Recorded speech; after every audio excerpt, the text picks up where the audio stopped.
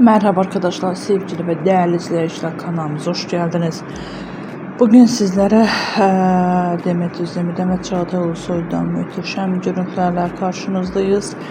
Eşref dünya dizisinde güzel oyunculuk yapan Demet Özdemir'in yeni özel görüntüler devamı gelmesi istiyorsanız kanalımıza abone olmayı unutmayın. Hoşçakalın arkadaşlar, bizden bu kadar.